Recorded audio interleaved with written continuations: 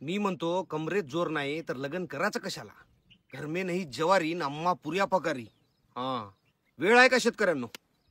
ऐका मग, मी शेतकरी पुत्र त्रिशूल पाटील.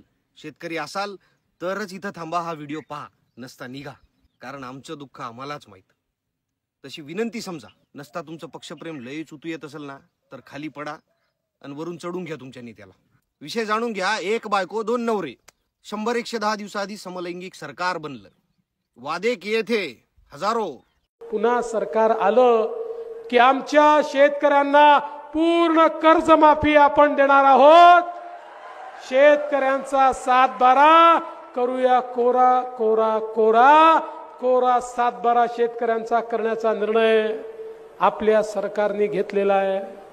हे तर फक्त ट्रेलर आहे, पिक्चर अभी बाकी आहे. शेतकऱ्यांना कर्जमाफी देण्याचा निर्णय आपल्या सरकारने घेतला आहे. शेतकरी सन्मान योजना 6,000 मोदी साहेबांचे 6,000 आपले आता आपण 12चे 15,000 करतोय शेतकऱ्यांसाठी. कर्जमाफी जाहीर केलेली आहे. आज तारीख आहे 28. मी या कार्यक्रमाच्या निमित्तानं महाराष्ट्रातल्या जनतेला स्पष्ट सांगतो, 31 तारखेच्या आत आपापले पैसे भरा पीक कर्जाचे. 31 तारखेच्या आत आपापले पैसे भरा. अजितदादांनी जी भूमिका मांडली आहे ती सरकारची आहे. अजितदादांनी कधी म्हटलं नाही की शक्य नाही. देंगे दिलायंगे. ए बाब्या, आम्ही काय तुझ्या घरी नाही आलतो कर्जमाफी दे म्हणून. थोबाड वर करून जाहीरनाम्यात तुम्हीच लिहिलं, मारे भाषण बी तुम्हीच आणलं. कोरा कोरा कोरा कोरा कोरा कोरा कोरा. 7/12. मग जेव्हा मागतलंच नाही तर आता वसुलीची भाषा कशाला? वसुलीचे धंदे सुरू केले का? बँका सरकारले पोसत आहे का? बँकेच्या दलाल्या करायला लागले काय सत्तेत येऊन? म्हणे आज 28 तारीख, 31 तारखेपर्यंत भरा. अरे लाजा वाटल्या पाहिजे. हा नाही भरत जा, काय उपटायचे उपट. अहो ना आता काय, लाडकी बहीण योजना राज्यात कुणी मागितली होती? आतापर्यंत 32,000 कोटी रुपये खर्च झालाय या योजनेवर आणि प्रस्तावित रक्कम अंदाजे 46,000 कोटी रुपये आहे म्हणते. अरे 80,000 कोटी रुपये खर्च एकट्या लाडक्या बहीण योजनेसाठी शासन खर्च करताय. हा एवढ्या बजेटमध्ये 5 वेळा शेतकरी कर्जमाफी झाली असती. शेतकऱ्यांची कर्जमाफी करायचीच नव्हती तर मग तसं आश्वासन दिलं कशाला? का दिलं होतं तसं आश्वासन? निवडणुका होईपर्यंत फक्त घोषणा देता, पुढे त्याची अंमलबजावणी सुद्धा करत नाही तुमच्यासारखे दळभद्री कपटी नेते. त्या फुकट्या लाडक्या बहीण योजनेनं पुरी खोलून मारली शेतकऱ्याची. खाणारे तुपाशी, पिकवणारे उपाशी. त्या योजनेमुळे मजूर मिळाले नाही आणि म्हणून पुऱ्या मजुरीचे भाव वाढले. आता काय तू येतो का इथं खुरपायला? निवडणुकीच्या आधी म्हणे आपली शेतकऱ्यांची जात आहे. वारे भावनिकता, आता कुठे गेली तू ही जात? तुम्हाला बोलून नाही उपयोग. नाही नाही नाही नाही, आम्हीच केला गुन्हा. आमचे शेतकरी ना आपले लेकर बाळ सोडून गेले धर्म वाचवायला. दाबलं कमळीचं बटन, वाचला का धर्म? अबे शेतकऱ्यांनो, फक्त 2% मुसलमान शेती करतात, 2%. बाकी सगळे हिंदू. शेतकरी म्हणजे हिंदू. संपवत आहे भाजप हिंदूंना. तिकडं मुघलांच्या वंशजांना उपमुख्यमंत्री केलंय भाजपनं. आम्हाला वाटून टाकलं इकडं जातीपातीत. यांनी दाखवलेल्या मुळ्याला गाजर समजले शेतकरी बिचारे. नाही, महाराष्ट्रातला शेतकरी एवढा पुळचट कधीच नव्हता. शेतकऱ्यांनी शेती कसत कसत स्वराज्य वाढवलं.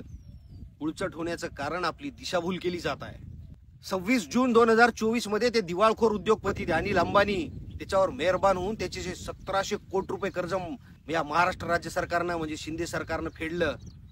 याच सरकारच्या काळात 4 एप्रिल 2024 ला उपमुख्यमंत्री अजित पवारच्या राष्ट्रवादीच्या ते छगन भुजबळ त्याच्या त्या दाभाडी येथील त्या आर्मस्ट्रॉंग कंपनीचं 10 वर्षापासून थकीत असलेलं 52 कोटीचं कर्ज, त्याच्यापैकी अर्ध कर्ज म्हणजे 26 कोटी रुपये नाशिक डीसीसी बँकेनं माफ केलं. कोणाच्या सांगण्यावरून? अजित पवारच्या. त्या केंद्रातल्या मोदी सरकारनं ह्या 10 वर्षात स्वतःचे सगळे दिवाळखोर मित्राचे जे काय मित्र आहेत ना, जे दिवाळखोर देश लुटणारे, यांचं 68,607 करोडचं कर्ज माफ केलं. पण महाराष्ट्रातल्या मराठी गरीब शेतकऱ्यांचं 2-3 लाखाचं कर्ज का माफ करत नाही? अरे बहुमतात आले ना दलिंदरांनो. शेतकरी कर्जमाफी पासून आपली कातडी वाचवण्यासाठी विषय काय तर औरंग्याची कबर, हलाला मटन, झटका मटन, कुत्रा काय. अबे 300 वर्षापूर्वी गाडला गेलेला इतिहास आणि ती उकरून काढण्याच्या नादात महायुती सरकार शेतकऱ्यांसाठी कबर खोदत आहे. सगळ्या शेतकऱ्यांसाठी. आपल्या राज्यात वर्षभरात 2706 शेतकऱ्यांनी आपलं जीवन संपवलंय. राज्यात दररोज 7 शेतकरी आत्महत्या करताय आणि हा लेखी आकडा आहे. तुमच्याच मदत आणि पुनर्वसन विभागानं विधान परिषदेत मांडला आणि तरीही त्यातल्या गांभीर्यावर कुणीही चर्चा करायला तयार नाही. सर्वाधिक शेतकरी आत्महत्या पश्चिम विदर्भात झाल्या. अमरावती विभागात आत्महत्यांचं प्रमाण सगळ्यात जास्त आहे. छत्रपती संभाजीनगर विभागात 952 आत्महत्या झाल्या. बीड मध्ये 205 आत्महत्या शेतकरी आत्महत्या झाल्या. आणि ह्या सगळ्या शेतकरी आत्महत्यांमध्ये महाराष्ट्र नंबर 1 वर झालाय. निवडणुकीआधी महायुती सरकारनं शेतकऱ्यांना सरसकट कर्जमाफीचं आश्वासन दिलं होतं. आता अजित पवारच्या राष्ट्रवादीकडून कर्जमाफीचा विषय मस्करीवर नेला जात आहे. ते अजित पवार म्हणते माझ्या भाषणात कर्जमाफी बद्दल मी कधी बोललो का? कधी तुम्ही ऐकलं? माझ्या भाषणात कधी तुम्ही ऐकलं मला? मी जेवढी भाषणं केली अंतरून बघून हातपाय पसरायचे असतात. खरं तर सत्तेत आल्यानंतर शेतकऱ्यांचं कर्ज माफ करू असं आश्वासन महायुतीनं त्यांच्या वचननाम्यात दिलं होतं. तर ते हसन मुश्रीफ म्हणतात की पुढच्या विधानसभेआधी शेतकरी कर्जमाफी आपल्याला करायची आहे. आपल्या ढेरपोट्या टरबुजासाठी तर हे सगळी एक जुमलेबाजी आहे. सगळ्या गोष्टी मस्करीवर नेते. मुदाम अक्कल शून्य. अभ्यासच त्याचा 12 महिने 17 दिवस. फेक्या गुरुचा फेक्या चेला. आम्ही लाचेसारखे वर्षाला 12,000 रुपये देतो ना.